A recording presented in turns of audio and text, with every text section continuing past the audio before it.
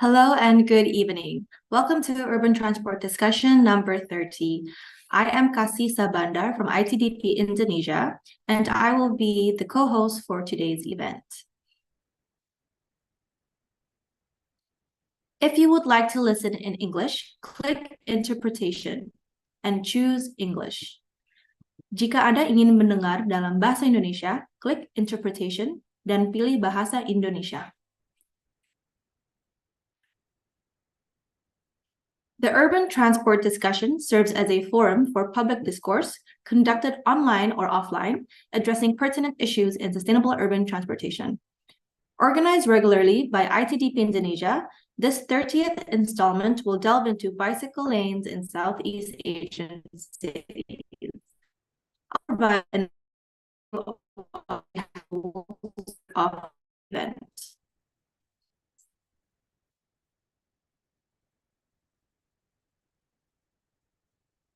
When entering Zoom, click Join Audio. Please access Zoom with a stable internet connection. If there are questions during the presentation, please write them down directly in the Q&A box. If you want to ask questions directly, please use the raise hand feature. Now we are all settled, I would like to introduce our moderator for today's session, Ms. Faila Sufa. Faila Sufa is an urban development specialist in transportation at the Asian Development Bank, or ADB.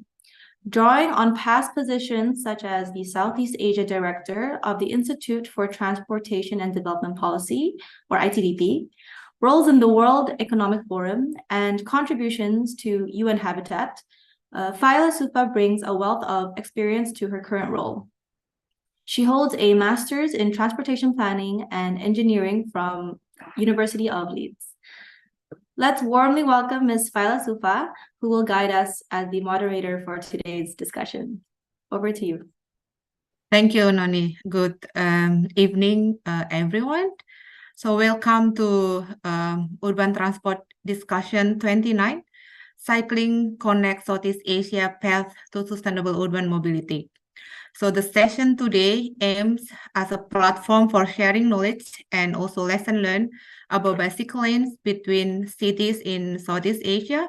We will have a speaker for 4 cities in Southeast Asia. And then we also will share challenges, cultural considerations, best practices, innovative policy and project, public engagement and community, and impacts as well, and also inclusivity. This event also aims to identify the next step for the Southeast Asia bicycle lanes. So to explore the conversation about bicycles in Southeast Asia cities, later there will be 4 speakers join us today from Hanoi, Kuala Lumpur, Manila, and also Jakarta. And they will share insight into the evaluation of bicycle advocacy as a viable mode of transportation in their respective cities. So before we start the discussion, I will share about the bicycles data around the world. This is actually, I help ITDP, this is ITDP data. They gather information about bicycles, mainly during COVID. For example, like during COVID, there is a improvement in the number of cyclists. In Jakarta, even like 1,000% on some segment of the road, followed by other cities around the world, New York, Scotland, Philadelphia, Bogota, and also Beijing. So they also increase during COVID. So it's not only increasing in number of cyclists, but also the distance as well, as in China. So the average bike sharing trip distance increased to 1.5 kilometer. And next. Yeah. And there's also improvement, of course, in the bicycle facilities. There's a bicycle lanes improvement around the world. For example, like in Jakarta, started with a pop-up bicycle lanes, and then later will be permanent dedicated lanes for cyclists. And then in Bogota, 76 kilometers of temporary bicycle lanes during COVID, and then make it permanent implementations of 35 kilometers of those lanes, followed by other cities as well, Mexico City, and also Paris, France. Even in Paris, they make 50 kilometers of permanent bicycle lanes constructed during the pandemic.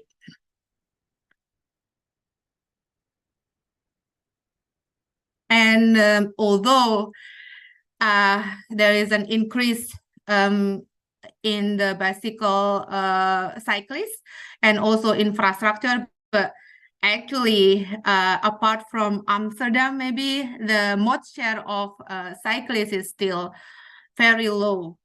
Yeah, average is still like, for example, like in Jakarta, it's only 0.2%. Even like in some city, because of it's very small, so they don't count as one of the mobility mode in their cities. Next. Yeah. So from these two figures, we see that cycling facilities in Rome and also in Amsterdam. So in Rome, there is still limited bicycle facilities. There is still a lot of challenges to cycle there. So that is why the percentage of mode share for bicycle is still really low compared to Amsterdam, that they have a massive bicycle infrastructure. And they also have quite high, like it's actually high mode share of cyclists there is 27%. So here we can conclude that come with the infrastructure, there will be cyclists coming to use that infrastructure that already provided by the government.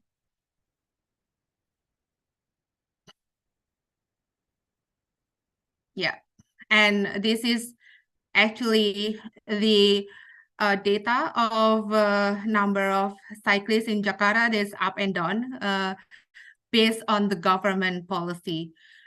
From this data, we can see that the government policies takes a very important role on the number of cyclists. So this is mostly during the pandemic. There is a restriction. When there is a restriction, so number of cyclists also going down. But when they lose their restriction, we gain a number of cyclists on the road. Yeah, that's actually the data that I can share. We can continue our discussion deeper later. So with that, without further ado, I will invite our panelists in this session. First is Christina. She's a cyclist and organizer for active transport policies in the Philippines. She leads the Make It Safer movement, a community of cyclists, commuter, and vulnerable road user advocating for street in Metro Manila. Oh, she live in the same city as me. Maybe I can join his community. In 2023, they successfully fought to maintain the protected bike lanes along Ayala Avenue in the Makati city. And then we also have Justin Lee. Justin is the founder of Bike Commute Malaysia, an NGO started as a grassroots organization consisting of commuter cyclists and urbanists who educated and advocate safer street design for low and carbon mobility across Malaysia. And we'll have Trong. She works for GIZ Vietnam as the senior project officer in charge of climate change project with a focus on climate mitigations in transport and industrial sector. Hope I pronounce your name correctly, Trong. And then last we will have Actually, it's correct. Yeah, okay. Deliani Siregar. Deliani, she was my colleague at ITDP. She is a senior urban planning, gender and social inclusion associate in ITDP Indonesia. And throughout the work experiences in ITDP since 2015, she developed her expertise in non-motorized transport, including working in cycling and TOD-related issue. Yeah. So actually, I will start to ask all of the panelists the challenges. This is the most important part, of the bicycle issues.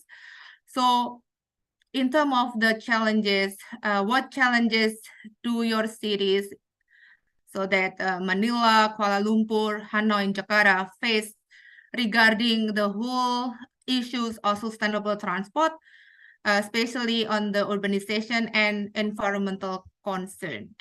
It's not only about bicycle, but the whole issues on sustainable transportations. Yeah, maybe we can start from Manila. Okay, hello, good evening to everyone. So let me introduce myself again. I'm Christina from Manila, and I'm glad to hear that Phyla is also here.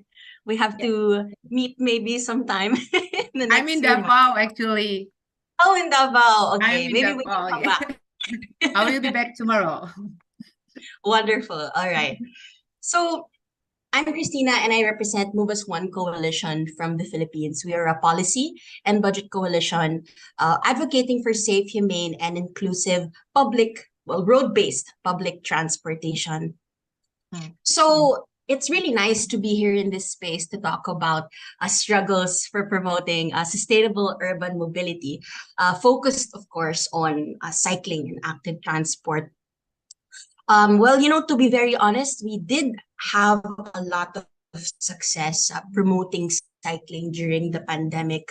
But the reality is, since we quote unquote went back to normal, so much of the traffic congestion, air pollution, and even challenges with road danger also came back to the road. And unfortunately, that is still perceived as something normal, especially in the more highly urbanized and dense areas such as Metro Manila. And right now, of course, there are many dimensions to look at when it comes to the struggle, but at the core of it, the main difficulty we have is really showing people that these three main challenges we have in terms of transportation is not normal. So it's really mindset and culture, the belief that insane traffic congestion is not normal, that people dying on our streets due to road crashes and collisions is not normal, and more importantly, understanding that changing this is possible. So really, with our advocacy work, we try to show them that cycling is not just an alternative mode of transportation, but is something that we could over time promote as a primary mode in complementing our existing public transport. So that is the case for Manila at this time. And I'm also looking forward to hear what the others have to say. Yeah, very interesting. Like cycling as a primary mode of transportation in addition to public transport in Manila. So, how about Justin? I want to hear about so which part of is it you are in Kuala Lumpur? Yes, hi. Hi, Fela. I'm in Kuala Lumpur. And yeah, we do have like numerous challenges that we have over here. So I guess like many cities in Southeast Asia, many cities in the world as well, it's a very car-centric city, KL. Many people drive to get to work, they drive to, do everything. And I think aside from that, I think the urban planning and our urban condition is very car-centric as well, and does not facilitate like equitable mobility. It does not facilitate safe conditions for, I guess, people to walk even or to cycle. I mean, there are some efforts from the city that starting to reclaim some spaces at downtown KL. But I think the other challenge is I think we have our public transport system is like sort of it's developing, there's like a public transport network in terms of trains, but it's hard for people to get from their homes to the station because it's sort of like divided, displaced by highways, and after that so you can't get to the station, and after that to get to work, so there's this gap in first and last mile connectivity. I think aside from that as well, so in terms of cycling, there is, after the pandemic, there's also this increasing number of cyclists, but they happen to be like sports and recreational cyclists. I think when we all think about cycling in KL, we tend to think about sports and recreational cycling. So commuting cycling is not widespread common. I think that's why we call it Bike Commute Malaysia as well, to sort of emphasize commuting to get from A to B by bicycle. And I think this is what we're advocating for with Bike Commute Malaysia. Yeah, I think we have a similar experience. Across cities in Asia, that our cities is designed for car, not for people, unfortunately. And then I can hear you as well that cycling, this most of the people sees that cycling as a sport or recreational, not for commute. And like if we want to use public transport, because our city is designed for car, it is also very difficult to access maybe the stations.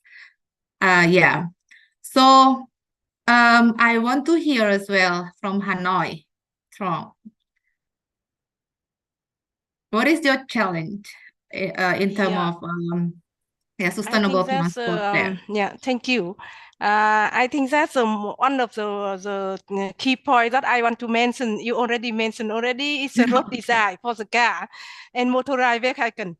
So I think that's and most of I think that's we've been is a country with for bicycle 5 or 10 years ago. For example, like in Hoi An, where we work.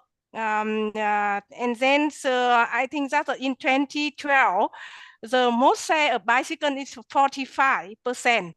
And then in 2017, it dropped to the 5%. So it is quite interesting. And then I think that's another issue that I think that's a challenge for us regarding to the sustainable transport is the service of the public transport is not good as it should be. And then people is feeling uncomfortable when using the public transport.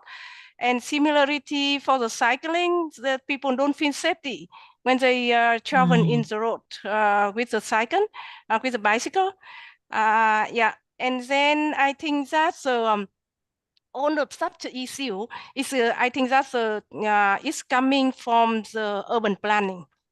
I think that we always like advocate and discuss with the local authority and even the national government that you have to change your mind regarding to the urban planning.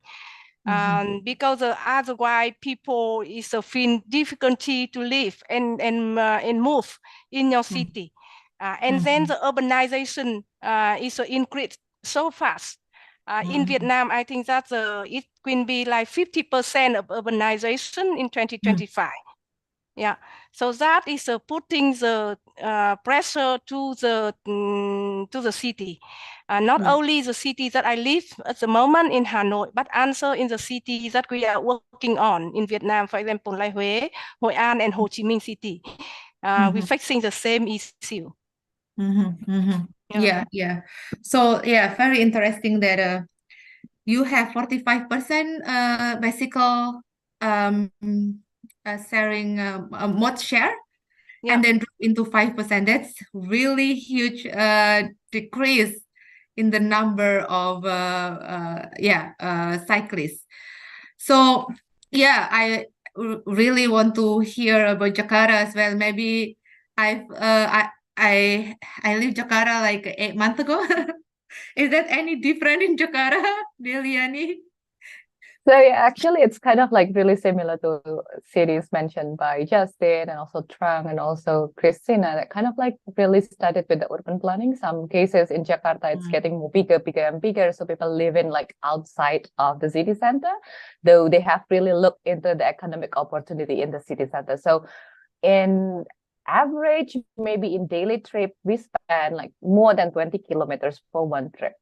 So it's kind of like really has been said by Tina. It's kind of like we try, the society, it's been too long enough to normalize this kind of like typical of trip, like daily trip, to take a very, very long trip every day. And somehow this kind of like patterns and also behavior turned into something that changed us into really have a very high dependency toward some of like motorized vehicle.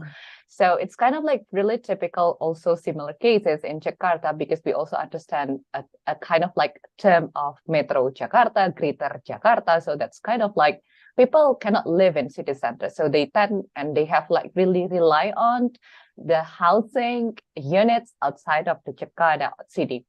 And it's kind of like really difficult also to ask them to also shift to cycling, for example, or even more walking.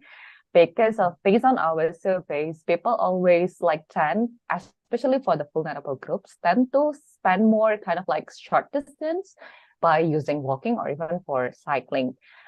Based on our survey as well, we asked the women cyclists, they shows about their preference on only have like less than 5 kilometers traveling by bikes. So it's kind of like really difficult if we do not have this kind of like issues to be solved. But on the other hand, nowadays, since like Paila, you also mentioned you lived here 8 months ago, we also face new challenges because it's kind of like a fight on the road when we are talking more about space, because public space is somehow limited nowadays, and it will show about the true colors of our maybe mayors, maybe governors, and any leaders of the cities, because of somehow recently, because we fight on this limited space, they have to, like have a tendency to give this kind of like limited space to one of party. And if the leader tend to have this kind of like tendency to, let's say, give more favoring things toward the motorized vehicles, so it impacted to the designs of the road. So it can also result in very number of issues related to road safety. So number of the traffic accidents, including the pedestrians as the victims and also the cyclists as the victims as well. So it's kind of like really the challenges that we have now, because we have a very limited space and the policies not go there. And it's kind of also talking more about what kind of like the cities want to be, because of somehow the leaders also have a very different side, inside kind of like things. Somehow they do not really keen to go with this kind of like sustainable mobility. Okay, yeah. So based on what Delaney mentioned, that in the city we have a very limited space and then so many stakeholders involved. So then I'm curious, maybe start with Christina, because I'm not living in Manila. I want to know about the bureaucratics, because in urban in urban area like cities, there's a lot of stakeholder involved, like In Manila, we have the OTR, and then maybe police officer, mayors, who has the authority in our cities. How to tackle the bureaucratic structure to solve the challenges, and how your cities navigated these bureaucratic hurdles, and make them have a collaboration among relevant stakeholders, because in the city, so many people like involved in all of the stakeholders compared to Yeah. like urban area. Yeah, this is the most exciting question because that is basically what, you know, that's the big problem our coalition seeks to really unravel. And if I may I request for the slides that I shared to be shown. All right. So I just want to answer the question of Paila. I want to show a little bit of what our coalition has been doing in response to big challenges in terms of governance and politics, both at the national and subnational level. So this is called Making Together Work, Building Coalitions Towards a Common Purpose. And this comes from the original presentation of Ken Abante, who also used to lead Move as One and is now an advisor. So next slide, please. Next slide, please.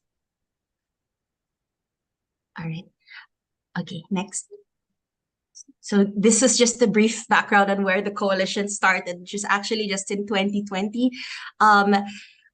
In light of the cycling boom and also the crisis that was just compounding in public transport, especially in our highly urbanized cities, the coalition formed to respond to not just the lack of transportation on our roads, but also to the growing crisis faced by our transport workers and our health workers, who needed to make sure the people suffering from the pandemic were not having it even more worse. So I want to get to the slide where we share our lessons learned and best practices when it comes to dealing with the different stakeholders and complications in the politics, in the decision making. So next slide, please. Okay. The question we have is how can we form a movement towards a common purpose of addressing traffic in our and major congestion in our country. So next slide, please. So essentially what we've done, the Case for Move as One coalition is we brought together people towards the common goal of solving this crisis that's affecting every sector in the country. So we were able to convene and to be honest, I wasn't here yet. We have leaders who until now really started this all. So we had over 140 organizations, over 77,000 individuals who responded to a petition that called to address the transport crisis. And over the last few years, we were able to put together technical knowledge coming from economists, from labor unions, health workers societies, people who had expertise on local government, in transport, etc., in order to come up with a proposed budget that was presented in our Congress and to the presidential level. We were able to propose billions in road-based public transport investments from 2020 to 2023, from a near zero in 2019. And that resulted in having over 500 kilometers of bike lanes completed, over 19,000 transport workers being engaged in better pay and contracts. And during that time, we also wanted to make sure that we are promoting the advocacy. So we had more young people, over hundreds of them, be trained in order to understand what it really means to shift our understanding of what transportation is. So next slide, please. So these are really some basic foundations for us when it came to organizing, we know how difficult it can really be to navigate complicated policies and decision-making processes. So how we do things to influence our public institutions and systems is one, we reach out for help. We start small and ask a basic question: who is willing to, let's say, make a budget tracker? Who is willing to help come up with a national policy that we can propose to our government? So second is we do completed staff work.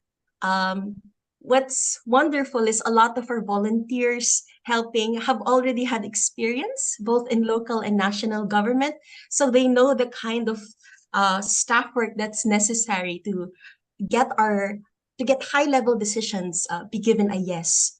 Third is we strive to negotiate. We know that mobilizing resources and programs and projects entails a lot of challenging decisions. So even if a lot of us, our background would be in politics and even activism, we strive to collaborate and even have the difficult conversations, even if a lot of us may tend to disagree. And finally, we as a coalition, we make sure that we are really supporting each other as a community. So we do our best to pull in resources to support organizers really working on the grassroots and negotiating with government. So next slide, please.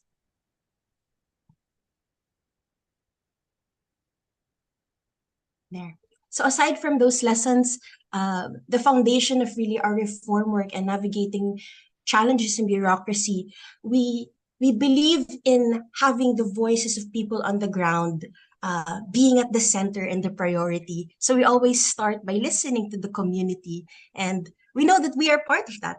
Me as a cyclist, I started organizing, really formally advocating early this year, and the work that I've done began with protests because we were worried about having our bike lanes in a private estate be removed. So we made spaces to listen to each other, come into conversation about what hurt us, what matters to us, and what we need to do in order for our leaders to listen. And so when we came up with a clear understanding of what the problem is, how cycling really helps us in our everyday lives, we build our shared experiences, we build power, and we also use data. So we make sure that we have the technical knowledge intact. We have researchers who give their time, who study existing budgets and how we could make it more responsive to the problems that were communicated by our communities. And we put those together in order to present a viable proposal in our government. And finally, the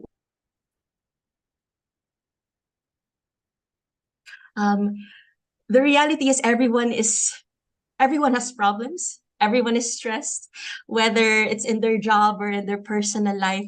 So in our coalition organizing, despite all this crisis that we face, we really make sure that we have good relationships with each other. It's for us at Move as One Coalition, it's not just about doing technical work or negotiating with government. It's really about the friendships that we have and the common advocacy that we share. So I'm sorry, maybe that took a little bit longer. It's okay. Very impressive, Christina. Yeah. So I know now, like the behind the scene of the long bicycle infrastructure in Manila is because of this effort, Move as One.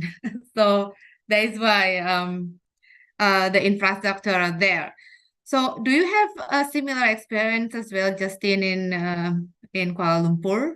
Or maybe you have challenges as well with so many stakeholders with the different interests, maybe that you can share with us? Yeah, we definitely have like many challenges in our city. I think compared to Manila, compared to Jakarta, we don't have that many bike lanes. we do have some bike lanes in the city that was made recently, but slides, yeah. Well, I wasn't gonna talk about my slides, but it's okay. I'll answer your question first. So we do have numerous challenges, and we are working with the city to I guess not just to get more bike lanes, but to reclaim space for I think we are going with the narrative of making streets safer and creating more spaces for pedestrians, slowing cars down so it feels safer to cycle. And in turn, when you reclaim spaces away from cars, you get more space for cycling. You're slowing cars down, but you get more space for cycling, you get more space for pedestrians.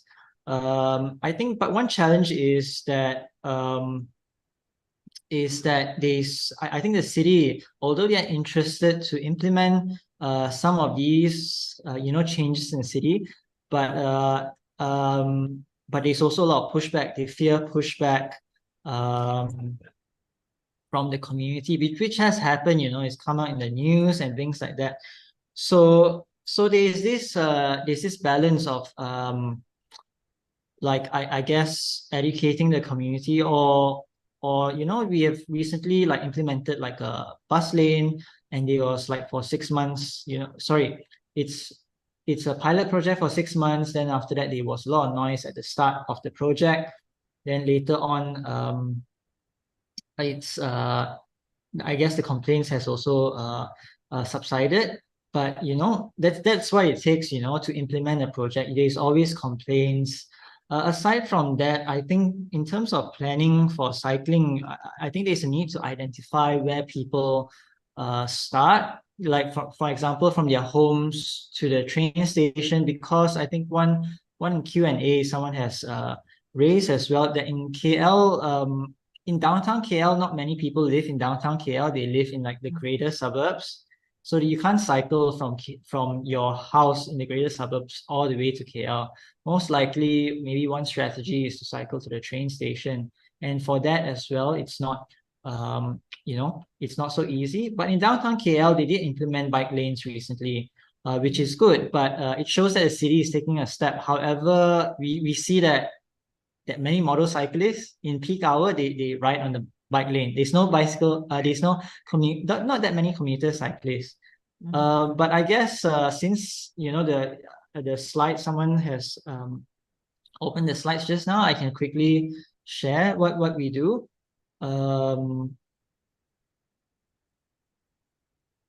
If you can share the slides. I don't think I'll take too long.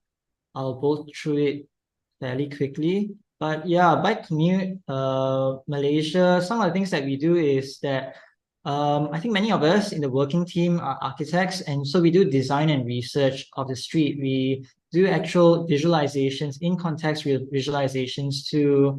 So when we engage with stakeholders, they can immediately imagine how the street would look like, because many people, sometimes they don't understand or they can't imagine how the street can fit a bike lane maybe. We do advocacy work with our, community. We go, for example, this climate ride and education on ground, engaging with people and sort of educating the people about the benefits, the importance of cycling, because we seem to have a very strong car-centric culture over here. Next. Next.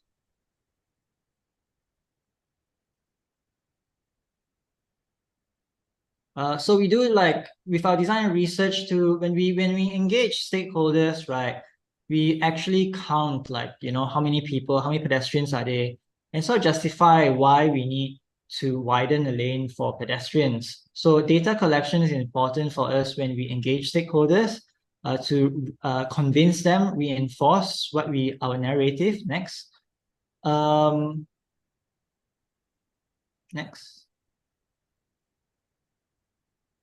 So I think we are also advocating for safer streets. So you saw that, for example, there was that existing street, and there was this one that we designed.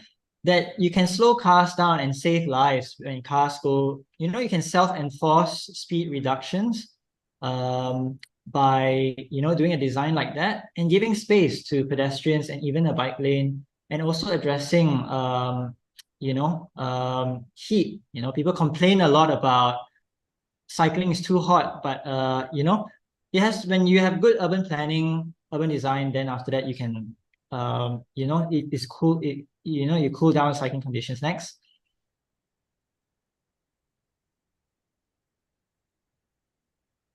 Next. I think I already spoke about this. We are focusing on school zones, but you can go next. So this is like our 15-minute city map. I think getting the community to think about cycling, because people think that cycling is very far and very difficult. So getting people to think about cycling in a 15-minute city lens, and where your public transport stations, are at. So next.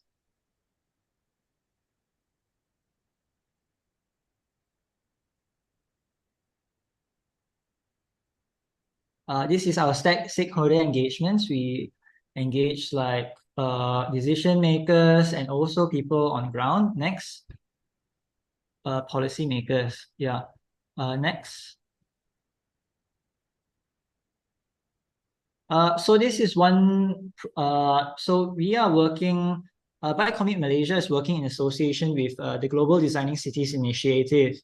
And we are working with the city to implement like a street design change. So this is like we did this in 7 hours, a pop-up transformation of a school street, of a street in front of a school, because we are starting with school areas first to build more case studies, so when we engage other stakeholders in the future, we don't show them examples like, oh, Amsterdam or Jakarta, then they will tell us like, all these conditions are different from us.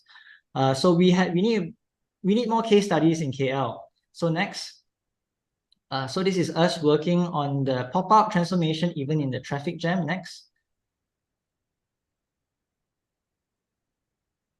And we immediately see that, there are some people starting to use the cyclists over there just now, starting to use that area.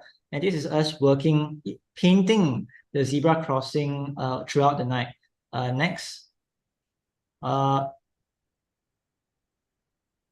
I think we're about to end the slides already. Next. And we just show the before and after. Next. So this is, kids being able to safely cross the street. And next, this at the same time, you still have to appease some of the drivers. So we did provide some drop-off zones. Next. I think you can like next quite quickly. And this is like a before and after where there's no safe crossing over here. Now there is. Next. And it's also very important to work with the city to get them to have ownership of this projects, so they can upscale and do more of these in the future. So also in front of school full of cars, and after it's like that. At the moment it's very bare, but we hope to do like a painted street to add some program over there to liven up the space. I think next until the end. I think that's all. You can. Yeah, it's very impressive, Justin. So starting working to improve safety, and then you work on the like a network 15 minutes cycling. That's very interesting movement. And then safe school with a bicycle as well. So yeah, different city have a different focus. Yeah, I would like to also hear from Hanoi. Trong, do you have anything different with the other cities that you can share with us? Or maybe the same?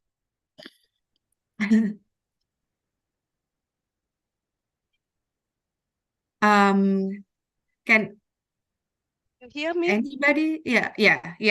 Okay. Okay. Sorry. Yeah. So I think that I would like to say that before talking about the bureaucratics, I think that the mindset of the leader is very important, because one time when we talking with the people Previously, when we're talking with people in Hanoi about having the cycling lane in Hanoi, and they said that why cycling lane in Hanoi? The city is crowded, and then if you create the cycling lane in Hanoi, it creates a trouble. No, not many people is cycling now in the city, and then we have to put the one cycling lane for the small group. Whereas it's a crowded people is traveling by motorcycle and car.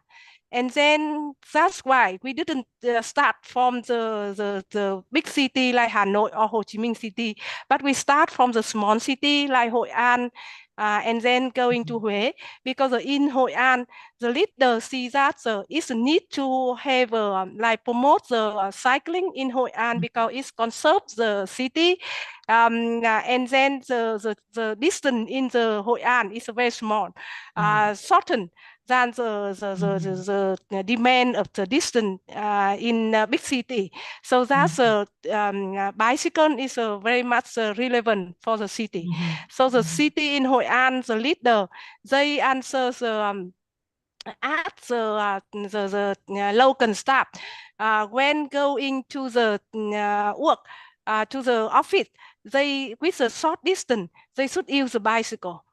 Yeah, so I think that we start from the city that is can get things involvement of the leader, and then I think that when we design the cycling lane in Hội An, we have to involve so many stakeholders from the police, transport, to the people in the different commune, and then discuss.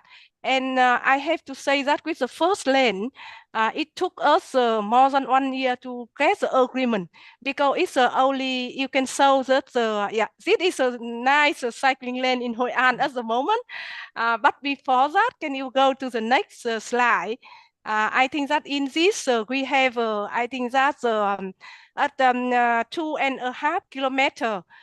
This is one this is showing the one intersection in this road that is only 2.5 kilometers. But you see that the intersection is complicated, so we have to design it. And then can you go to the next slide? You can see that it have a lot of the place that the people have to cross the road to go to another side. So that's why I think that safety is important, and we have to discuss with different stakeholders, and even the Department of Transport, Department of Construction, and the Urban Planning Division, police transport, and then the people representative from different commune. And it took us like almost 1 year to get the design finalized and implement it. But I think that the most important is here is when we involve the people from different agencies, from different organizations, and we can get their opinion. And I think that after we doing the like implementing the bylaw, and people is follow it, even though you can see that we didn't have to put the bowler or something is to separate between the motorized vehicle and the bike-lane, but people still follow it. One thing is we didn't put the hard bowler, but we also put the camera. I think that we utilize the camera system of the city. And then it's a punishment for the people if they the motorized vehicle, if they go into the line. Yeah. So I think that's the most important is changing the thinking from the top of the leader, and involve the different stakeholder into the designing and making decision. A small city like Hoi An can also be a model that can be replicated maybe in the future in Hanoi, and change the politician or decision maker mindset. Yeah, I think that I would like to add that after we have a Hoi An and then Huế is implementing, and then now Hanoi, they also said that they want to have a bi-lane. They want to have a pilot bi-lane. So maybe I think that's in 2014, 24. I think that's we will have a bi-lane in Hanoi. Yeah. Okay. So hopefully, yeah, next year we will have we'll see the bicycle lanes construction in Hanoi. Yeah. So yeah, moving to Jakarta, Deliani, do you have anything that you want to share regarding the bureaucratic challenges and a lot of you've mentioned before interests like and then stakeholders that all involve in the urban area or maybe challenges, political difference or agenda as well.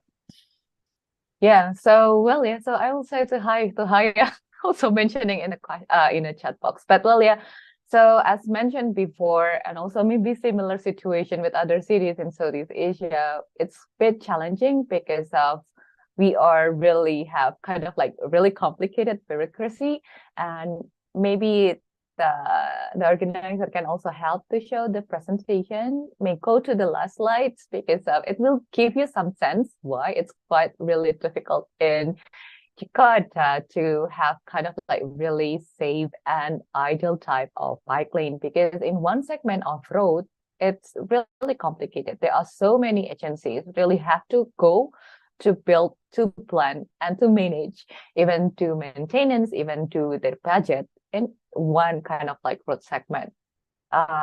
Is it like okay to present the pictures? Yeah, so this is kind of like that we have in Jakarta, in other cities in Indonesia. Typically, we have like number of agency work in some of like in same road segment, but then they have like different roles, different authority, and somehow they really don't care about each other authority. So they neglect or even decline other kind of responsibilities that do not really relate to their budget. And it's kind of like really difficult if we start with it. But then similar to others, we have a kind of like really approach. It's kind of like really long story. ITDP loves to collaborate a lot with some of communities and also organizations, because we believe that maybe our strength is in technical assistance, but we also need friends and kind of like coalition, maybe like Tina, to help us to advocate and talk, have a very continuous communications with the policies, with the politicians, with the cities, with the mayors, with the governors. So going back to the first slide, the second slide maybe, started in 2019. Actually, we work together, we work and we do workshop design together with number of communities, the road users. We're not only talking with cyclists, but also talking with the pedestrians. We also talk with the public transport users to understand about what kind of like roads that we want to have. If we have this kind of like limited space, as I mentioned before, then how we want to have it in design and how we want to illustrate it in a very ideal manners.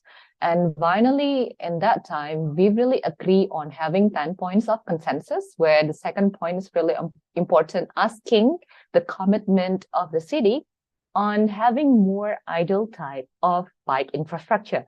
And then the other points also talking more about this kind of like really strong want to have more children on the street, so in a safe environment of street. So with these kind of like agreement consensus point, we also do a design workshop together with the city government, with the transport agency, with also like really the citizen voice. And we also put this kind of like design workshop into a result on push a priority on having at least 63 kilometers as a safe bike lane infrastructure. And if we're going to the next slide, in 2022, we can see that these kind of like recommendations find a lot of challenges in implementation due to the bureaucracy. Also, maybe the different points of view, you know, kind of like really the government somehow, you know, sometimes they pay attention, sometimes they just like lose, they grab off touch on the issues because of they are distracted into other issues, kind of things. So in 2022, actually Jakarta have explore and also expand the networks, but unfortunately it turns into unsafe bike infrastructures because of we have almost 200 kilometers bike lanes built, but it's only like 11.2 kilometers turns into protected bike lane. If we go to the next slide, actually it will tell you about the similar process Justin have in Kuala Lumpur. We tried to do a pilot, and it's kind of like really from pilot to permanent approach, because we really want to make a momentum when it was a pandemic, maybe similar to Manila as well. It's really a big momentum. It's huge number of the cyclists at that time because of there are so many restrictions on mobility, but people keep do something on economic purpose. So somehow they really need on mobility as maybe as a consequences also from the urban planning situation. But then because of that, they use the bikes. And based on the pilot project in 2020, finally in 2021, in the main corridor of Jakarta named Sudirman Road, it turns into permanent protection with the concrete protection. But then if you see also the next slide, it's kind of like really our works is really want to ensure that everyone's get a similar access, easy access, inclusive access to this kind of like investment built in city. So based on our surveys in 14 hours in Sudirman Road, it shows that we have very various of users, not only with like sport bikers or even more the recreational cyclists, but it's more like the economic motives, the cargo bikes come in, and so many people use the bikes. And from the next slides as well, we understand that based on this kind of like surveys, there are so many cyclists with different ability on the street, including people with disability. And the next slide, please. Based on our recommendation, actually, and also an evaluation, we have like very deep discussion with the community. We ask what then we should ask for the next step of the government. And then it's more likely talk about the protection improvement, because based on our recommendation in 2019, we understand that it's kind of like have to be a priority to have protected bike lane. But it turns that only 5 out of 45 road segments in our recommendation turned into the protected bike lane, and the others really without the safe protection. Some of just like the green mark, or some of without any temporary the protection, but then it's not also considered as a safe infrastructure. And the other one about law enforcement and also asking for the network expansion. Why? Next slide. It's kind of like really when we are talking about the network, so this kind of like really also an issue that we have before we talk about the network, but it's kind of like the issue when we say it's very complicated. When we call or we say about the political situation somehow as a drive for any mayors, any leaders in cities to take an action or decision-making process. So it's really unfortunate in this year, number of spaces in Jakarta that already turned into more cyclist and pedestrian friendly space.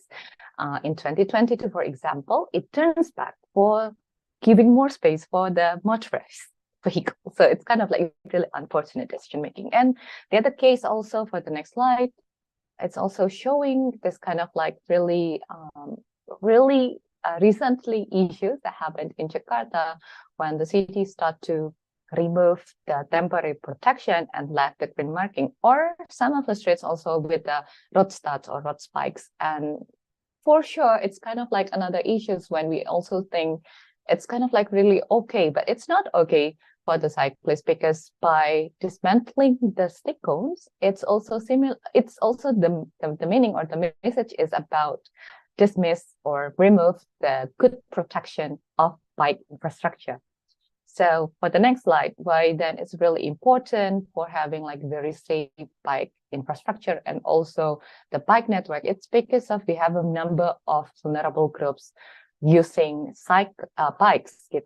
in 2018, actually based on our surveys in 27 neighborhoods, Kampung Kota in Jakarta, we understand that women really rely on bikes and also children as the third option on doing mobility within the neighborhood because they do not have any access for the motorized vehicles, especially for the motorcycles, because of the first or the second motorbikes in the family will be given to the breadwinner, which is men. And while doing cycling, women not going to the main streets. So they tend to use only the streets nearby the neighborhood. So that's why the networks are really important to be built.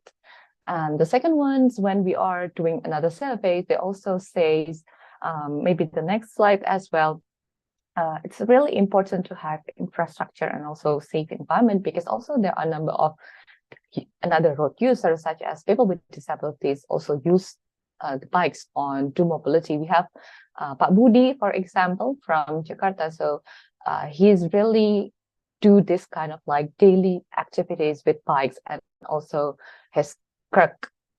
So yeah, it's kind of like really something that we have to like really have in cities, and also children's because they really want to not be any like consideration because maybe their parents do not let them to use bikes because of the safety issues, kind of like things. But then if we can provide more safe protection, it will also increase the perspective on safety. And also the next one, it's really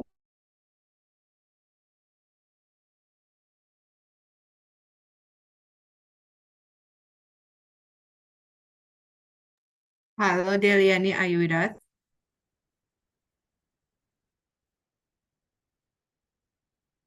Okay, while we wait, Deliani. okay. Okay, Yeah. yeah. Okay, yeah, Sorry. you can continue. Yeah, so this kind of like really cycling also give number of impact. Maybe I'll skip this slide because it's kind of like really give into something because based on our survey, maybe next slide. Yeah, another slide as well. The bikes in Jakarta also used by, or maybe next slide as well.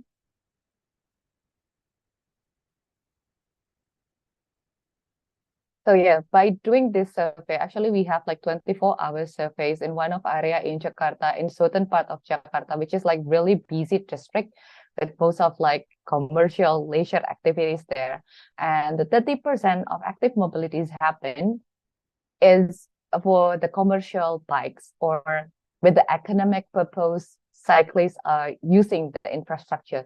It's also kind of like really something that we can do some of like correlation in between bikes with the accessible, affordable modes of sustainable mobility besides of the public transportation. So by having this kind of like things, we also like really push the cities to provide more safe and also kind of like a really complete networks of bike infrastructures.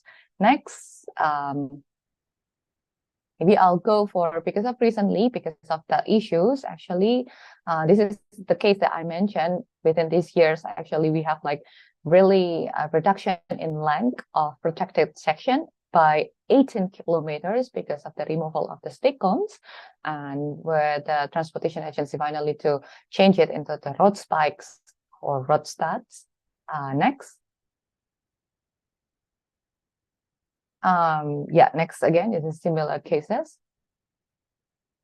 So, well, yeah, this is by this month or maybe last month, we also released a technical notes to support or to assess all like community and ask more kind of like discussions. It's about like recommendation on how have more bike lane sustainability recommendations. So there are 5 points. The first one is talking more about the routine, more kind of like periodic monitoring and evaluation. Maybe it can be also gathered the data based on the question. Maybe I also answer the questions later because of it's really important to have data. And then the second one, it's really also we recommend the city to have improvement on the bike lanes before going to the network expansions, and also do more wall-to-wall designs, including the junctions and also the crossings, because so somehow it's not only talking more about the marking, the green mark, but also about how safe it's supposed to be in one complete straight by bike. And the fourth recommendation, it will also answer because of we have urban sprawl issues, then it's kind of like we will have very long journey. So we push the government to also have and accelerate the implementation of bike sharing system, because it will help also as an answer for the first and last mile issues. And the fifth one is more about a complete policies to support the bike infrastructure, because as Justin mentioned, it's not only about having the bike infrastructure, but also about a policy on slowing down the speed of the cars and other kind of like motorized vehicles. So yeah, that's the thing.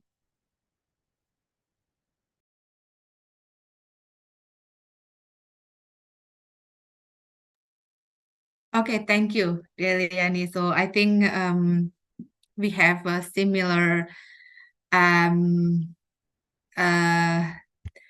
what can I say, measure that we want to address, which is actually safety, because based on Deliani's, I think it's similar as Justin, a presentation that basically also used by vulnerable groups, women, people with disabilities. Yeah, so safety is also very important. That's why we need to have a good design of a bicycle infrastructure. So yeah, very interesting discussion. We also have a lot of questions from the panelists, so I will read a question from the panelists, one of them, or yeah. So the first question is from Keisha Maguya to all panelists. How are your cities dealing with designing for bicycles and motorcycles? So yeah, this is I think all in our cities, all of our cities, we have motorcycles. And then what policies and infrastructure are in place so that road crashes are reduced? We can start from Trong as well, because similar as Jakarta, in Vietnam, you also have a lot of motorcycles. Yeah, thank you. So maybe you can go back to my slide. In the first slide, you can see that we that recently issue the technical guideline for cycling infrastructure design. So I think that previously, if you interested, you can get it from the website as well. Okay. Yeah, I think that is not easy to design the road that is dominated by the motorized vehicle. But recently, I think that the Ministry of Construction, with the support from GIZ, Henry, and WII, issues this technical guideline, and now it can be applied by different province and local authority. So And I'm then curious, Trong, do you have special lanes as well? Like there is a bicycle lanes, and then how about motorcycle? Is there a motorcycle lane as well in this guideline, or no? I what think is that's your what is the we don't recommendation? Nah, I think that's we still like.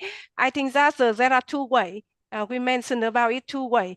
Either is one thing is you make the separate by lane, and then have it like be protected, or at least like only the bicycle can go on that lane. That's one thing. The second thing is if your city have a high demand of the cyclists later on, so it should be have a separate road. Yeah, the separate road for cycling, and then however, even it's a bi-lane or it's a cycling road, it should be connected. It should be the network convenient for the people to use it, and then ensure the safety for the people. So previously in Vietnam, we don't have any guideline, even in the policy, in the law, and in the regulation. It haven't been mentioned at all. I think that yeah, and then I think that recently the Ministry of Construction issues it, and then they include it in the regulation and standard revision as well. So I think that is the movement in the how to say national policy.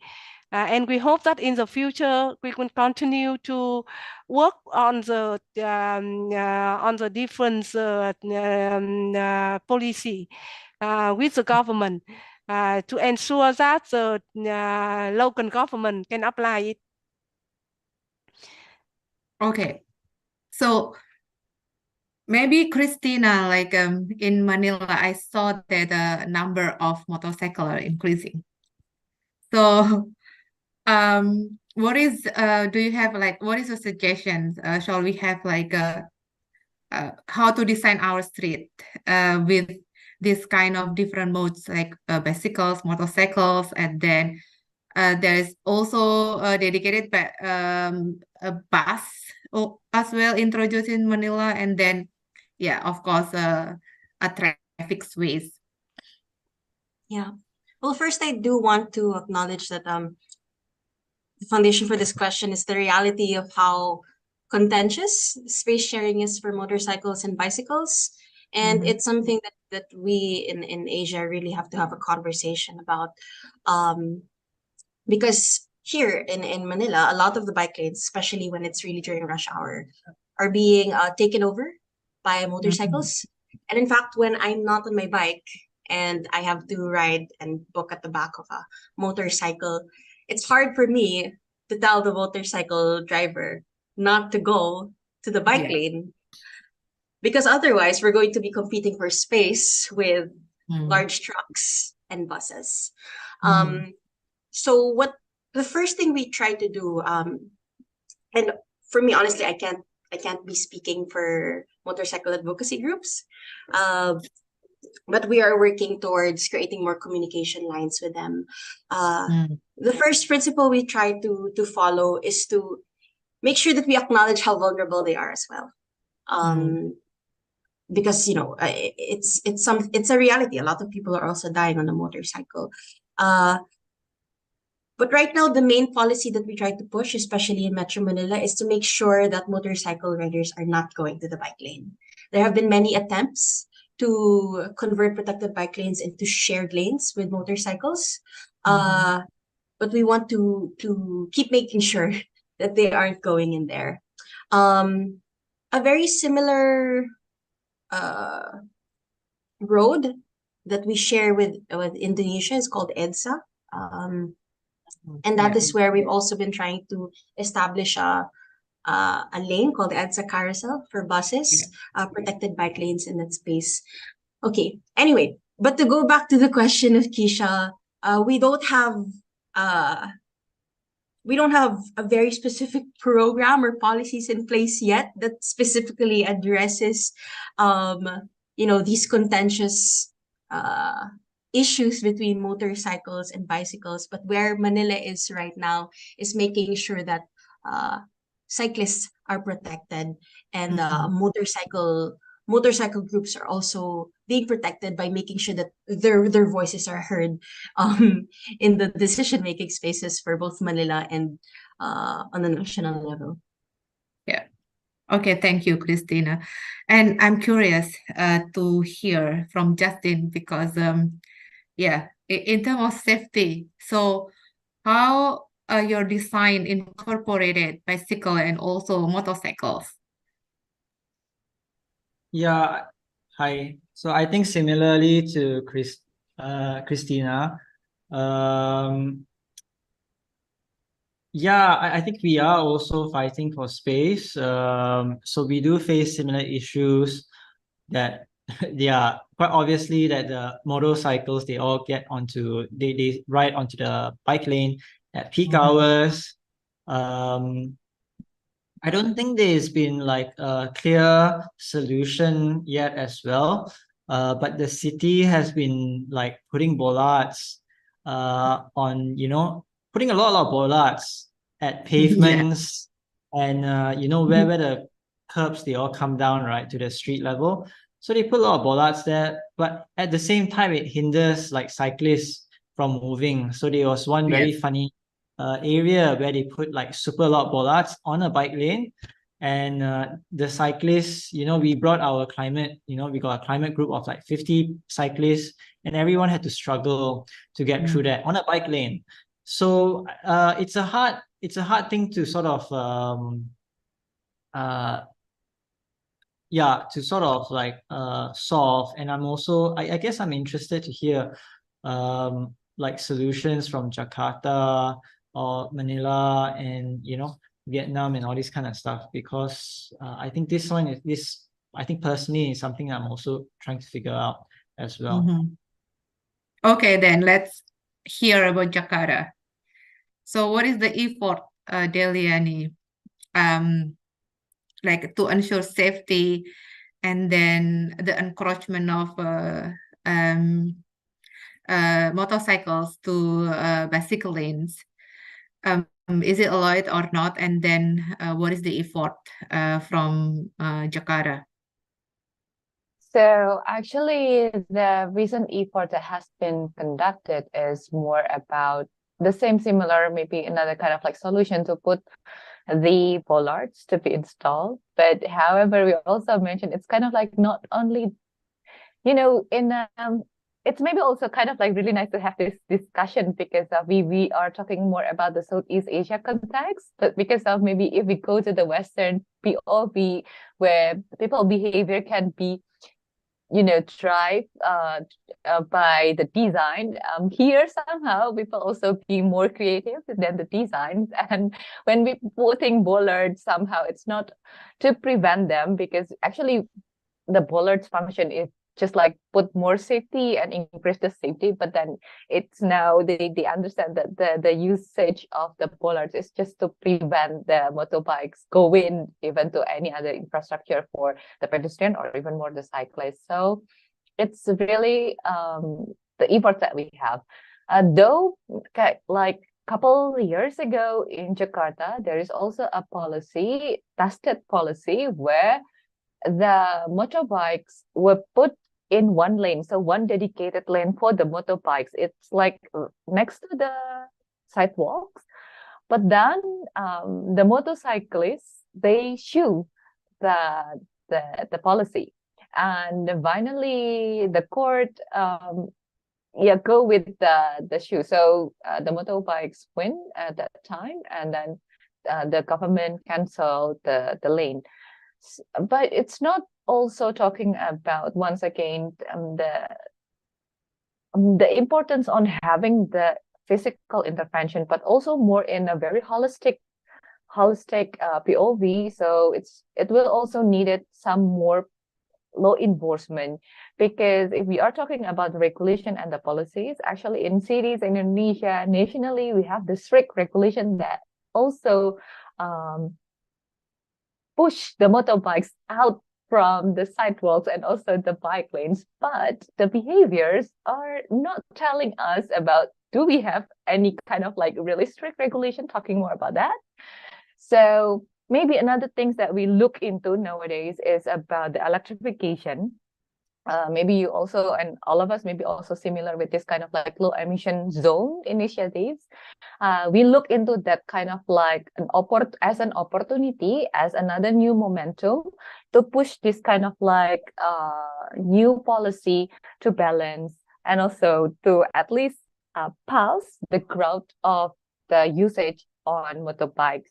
So by combining the policies with the spatial kind of like regulation, where we want to have a limitation on what kind of like sustainable modes that can go in one area. So it may also limit the usage, the number of use of the motorbikes.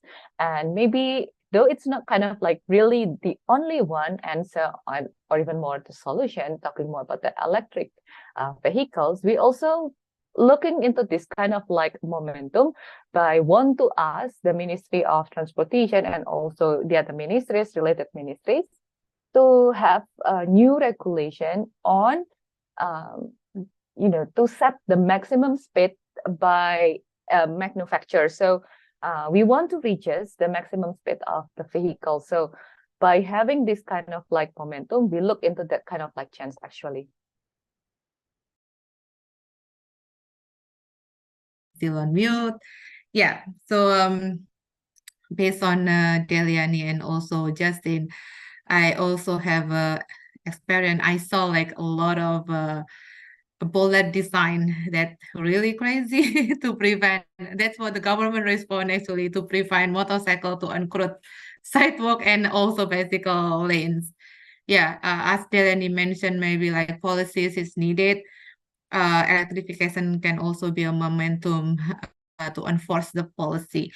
So coming to the next questions from Kevin Sinker. So does the rest of Southeast Asia have issue with roads being owned by private developers more so than a government at times? How does working with corporations for change compared to working with the government? So I think it's whoever wants to address this issue first. Christina? Interesting because Kevin is a friend. And we have worked together here in the Philippines. Okay.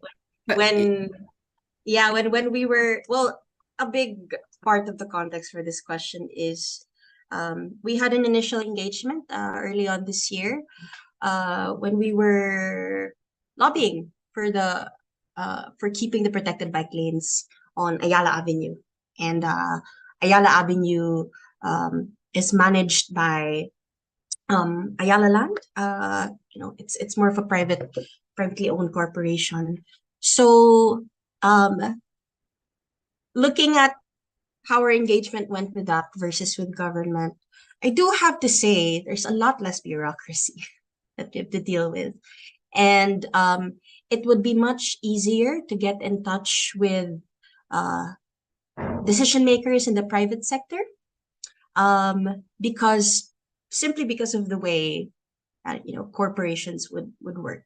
It's they try to have more lean organizational structures. They try to work more efficiently, and the interest more often than not is very simple. The focus would be on profitability, and of course they would make sure that they have core organizational core values.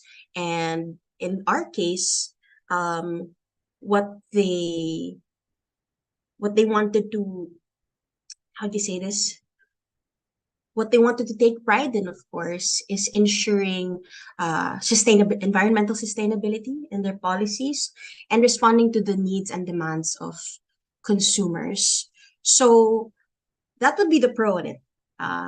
Less bureaucracy. It was easy to identify what priorities were. But the main issue, of course, is it's not always as easy to hold accountable a private entity compared to government, because of course that would be, when we strive to work with government, the main premise would be on the fact that it would be taxpayer money or public resources governing that area.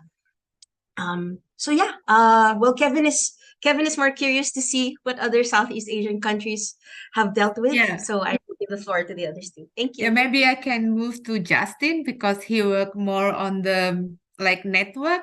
Do you have a similar experience working on the area of private sector? Or all of your working area improvement is public space?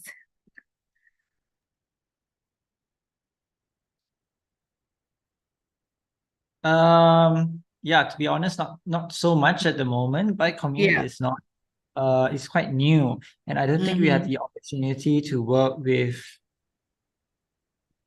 at least it doesn't come to mind that quickly. So yeah, not that much. Okay. Yeah, leave someone else to answer.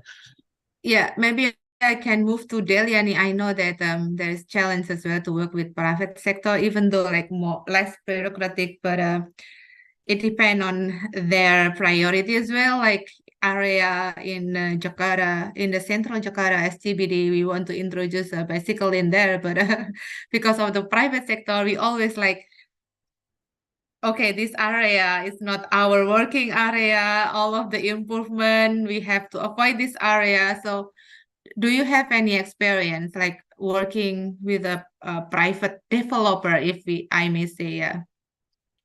So actually, the private sector somehow, because the private somehow look into some of profitable infrastructure or something, like they may develop something that also can bring something benefits to, for instance, the residents who live within the area.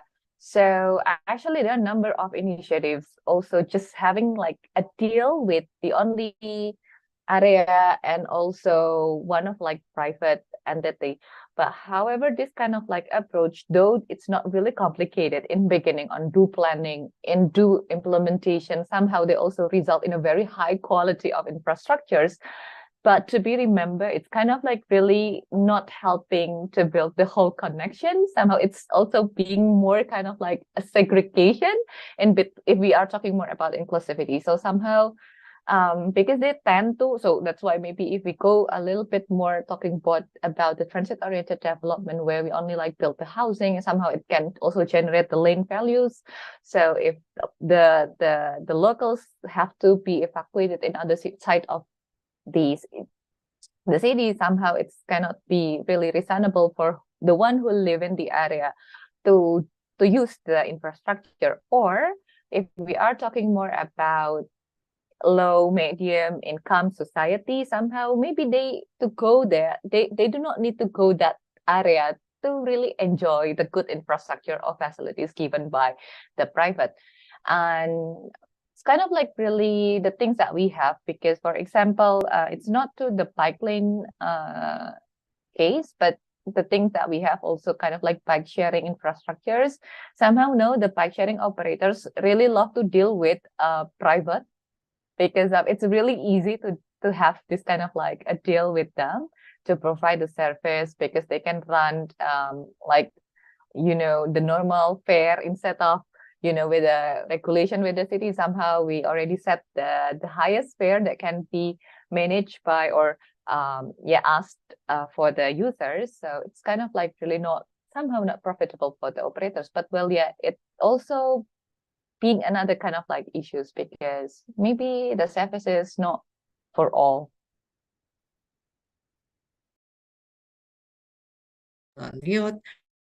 Yeah, how about you, Trong? Do you have any experience working in a private sector area that you can share with us? Actually, so we work a lot with private sector, but not in the road, because in Vietnam, I don't know how about in other country, but in Vietnam, the public the road service or the road infrastructure is a public good, and then it will be provided by the government. However, we have a term of the public-private partnership. That is the government will contract with the private company to provide the service, the public good as the roads infrastructure. However, the design and then the requirement is must be from the government, not from the private company. And then I think we also working with private company to provide the bike sharing service. And on that way, we support them. And yeah, I think that come to the question regarding to the bike sharing. I can share the experience in Vietnam. Yeah, so you can also share the bike sharing approach in Vietnam, because there is also questions regarding the bike sharing through. Yeah, I think that's regarding to the question regarding to the bike sharing. People ask whether or not we can maintain the bike sharing. I think that to maintain the bike sharing, it have a several factor.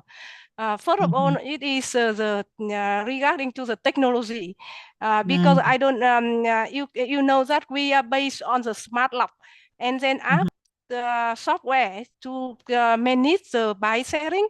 And recently in Vietnam, for example, like we changing What is from the company, Trong? What is the bike sharing name?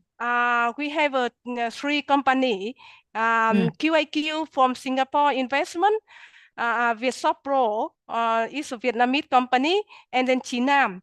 And then, you know, the two first company, as I mentioned, Vietshop Pro and QAQ, they have a problem with the technology because when they invest the smart lock in before 2020, it's a 2G technology. And then after the COVID, it's amazing that all of the telecommunication system moved to the 4G. And then I think that all of smart lock with the 2G technology is out of date. And the 2G station will be closed by Vietnamese government. I think that's in 2024. So that's the QAQ. They are the startup company from Singapore, and they said that they cannot afford to continue to invest in the technology. And and then Vietshop Pro, they have to buy again all of the 4G smart lock to reinvest with the system. And then the Chinam, luckily they start from 2020, so all of their smart lock is a 4G already. Yeah, so that's one issue regarding to the technology. The second issue with the maintenance of the operator with the bike sharing is the operation system. The operation business model. You can see that the experience from Beijing a long time ago, they allow for the free floating. And then with the company at the beginning when you operate, I think that at least it takes you, if it's running well, and then you attract a lot of users, at least it needs for you the 1 or 2 years to be getting to the balance of the investment, meaning that you start getting the benefit, the income after 1 or 2 years. And then if you avoid free floating with free of charge, without charging additional costs, so the operation cost will be very high and you cannot manage it. Yeah, so that's why in Vietnam, the strong recommendation from us is not accept the free floating. Yeah, and then yeah, so I think that that there are several other actors is include with the bike sharing maintenance. For example, it depends on the city and depend on the season as well. For example, like in different city, currently I think that with the Chinam, they are successful with the expansion the public bike sharing to 6 cities in Vietnam. We have it in Hanoi, Ho Chi Minh City, Hải Phòng, Vũng Tàu, Quy Nhơn, and Da Nang. They have a very large user registration, and it worked very well. However, in Hue, you know, it have a 2 seasons because of the weather. It is from April to September. It's a nice, beautiful season. A lot of tourism.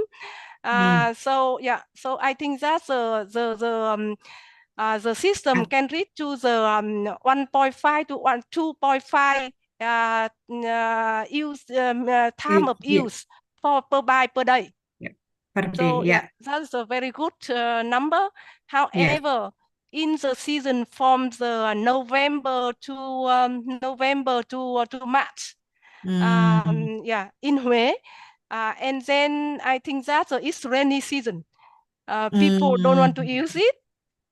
So I think that so I think that's with the business model of Hue, we have to be like increase the how to say the using, and then the fee for the season from April to November, and then reduce the cost, and then get some more promotion program for the season that is rainy season.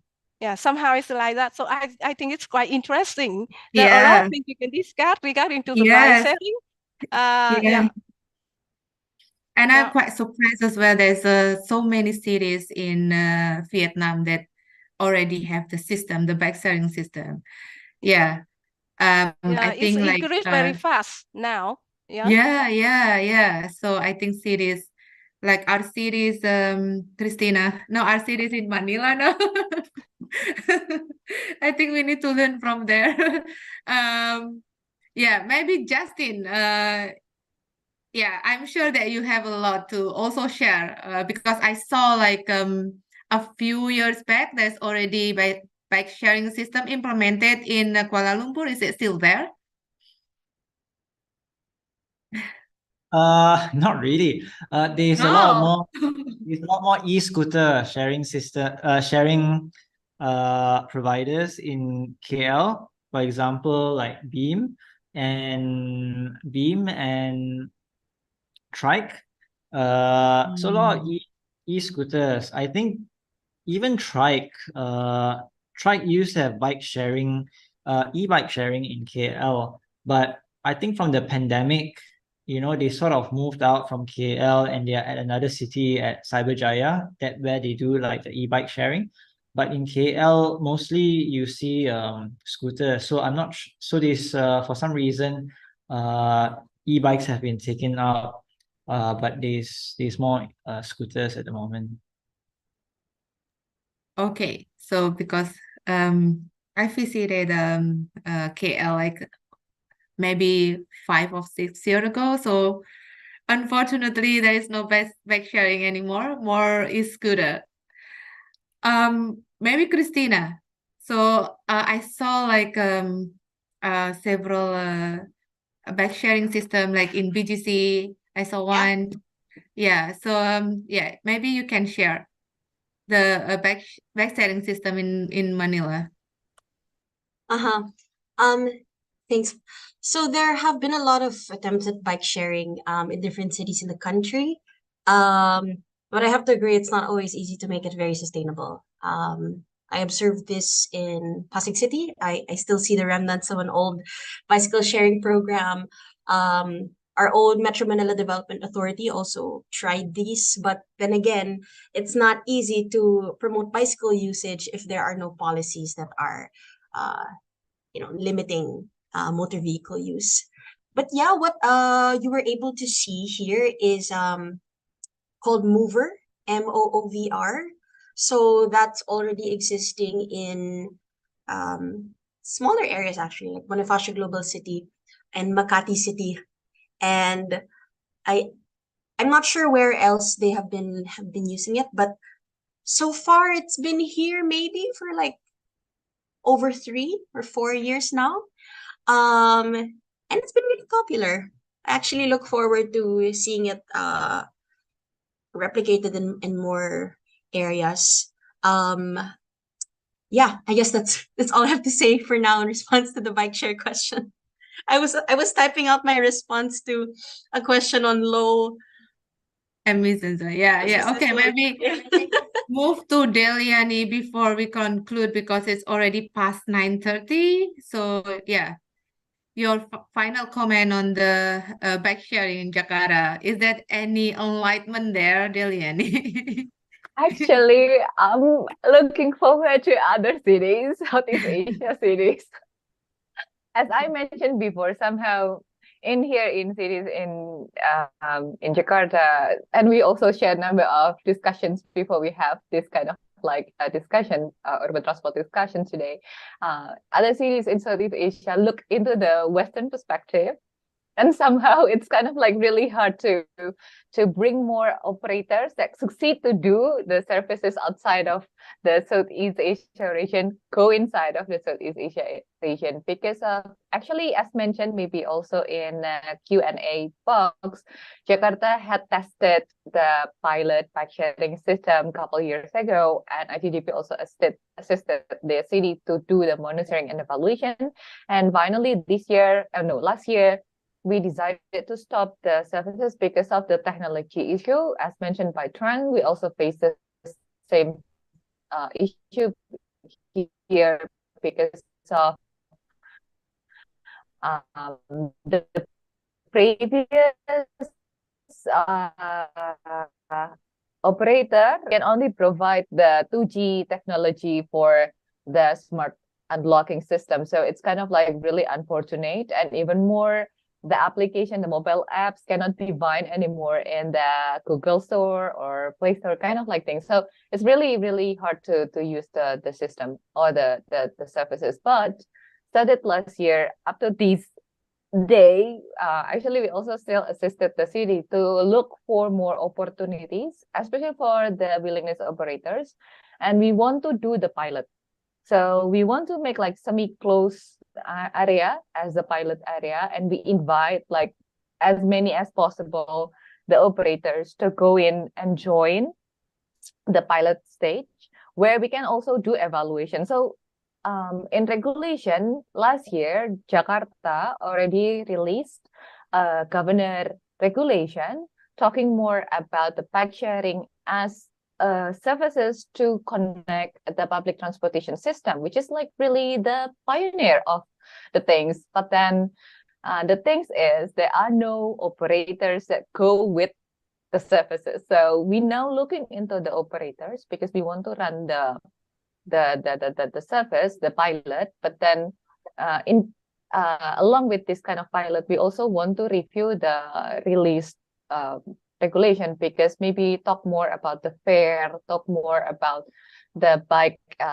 elements that should be installed by the operators, and so on and so on. And we also want to anticipate the development of the e-bikes, and somehow we want to also manage the development of it. So yeah, the Jakarta government would have a commitment to release it as soon as possible, but maybe similar to the Vietnam case, somehow they want to, postpone the ideas to be implemented just because of its rainy season in December. Okay. So maybe they want to push the pilot next year. So yeah, wish us luck with this kind of like process.